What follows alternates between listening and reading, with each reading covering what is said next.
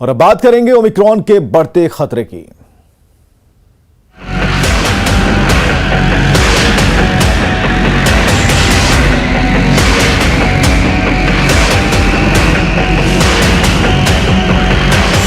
साफ तौर पे ये कहा गया है कि बिना मतलब का कहीं भीड़ न लगाएं और एहतियात बरतें, सावधानी रखें। क्या नाइट कर्फ्यू लगाया जा रहा है सदर स्टेट कई राज्यों में? यहाँ अभी कोई आवश्यकता नहीं है।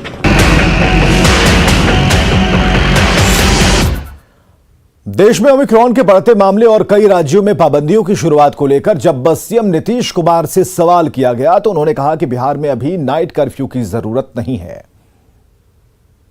ओमिक्रॉन को लेकर क्या नाइट कर्फ्यू लगाया जा रहा है सदर स्टेट कई राज्यों में? यहाँ अभी कोई आवश्यकता नहीं है।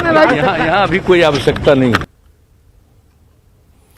और इधर बिहार में केंद्र से एक टीम आ रही है जो तैयारियों का जायजा लेगी। स्वास्थ्य मंत्री ने लोगों से अपील की है कि वो सतर्क रहें।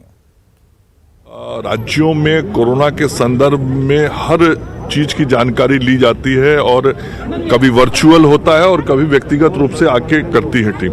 तो टीम आ रही है और वो अपने तरीके से सारी चीजों को देखेगी।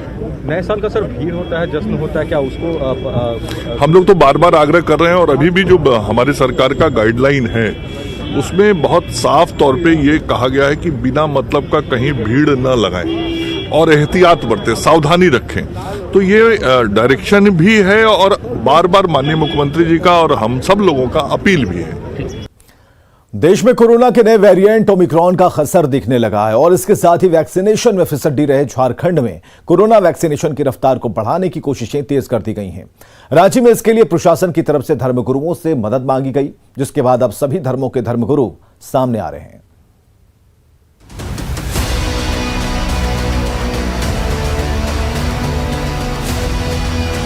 बहुत सारे लोगों को तो हम लोग ये मशवरा दे रहे हैं कि अगर आप नहीं आ सकते हैं तो आप खबर कीजिए, आपके घर तक हमारी गाड़ियां पहुंचेगी और आपको लाकर यहां पर हम लोग वैक्सीन दिलवाएंगे।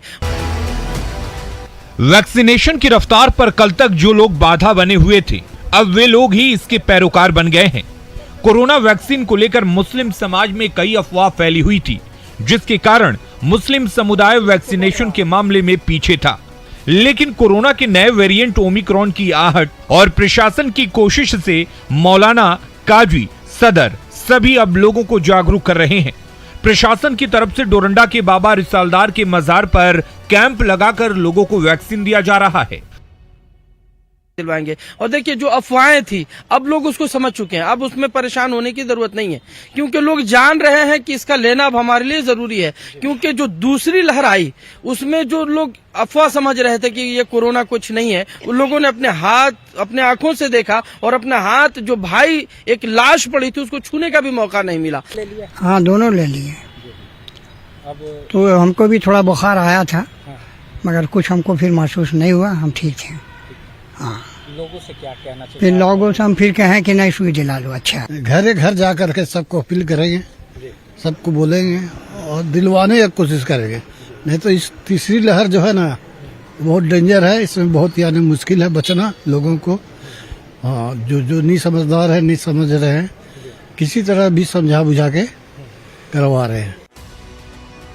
वहीं वैक्सीनेशन को रफ्तार देने के लिए क्रिश्चियन समुदाय भी आगे आ रहा है, क्योंकि मिशन से जुड़े लोगों ने भी वैक्सीनेशन से खुद को काटे रखा था। जब भी वैक्सीनेशन की टीम जाती थी तो वे घरों से भाग जाते थे, लेकिन अब परिस्थितियां बदल गई हैं और पादरी लोगों से वैक्सीन लेने की अपील कर रहे हैं। मैंने दोनों डोज ले लिया है क्योंकि अब बहुत जरूरी है।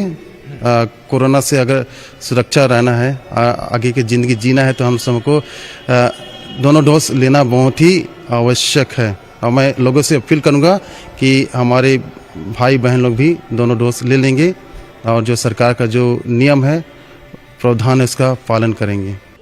देर आए दुरुस्त आए। अच्छी बात है कि अब सब समझ रहे हैं कि कोरोना को हराने का एकमात्र उपाय कोरोना वैक्सीन ही है। इसलिए कोरोना का टीका जरूर लीजिए और खुद को सुरक्षित कीजिए। ओम प्रकाश, न्यूज़ 18, रांची।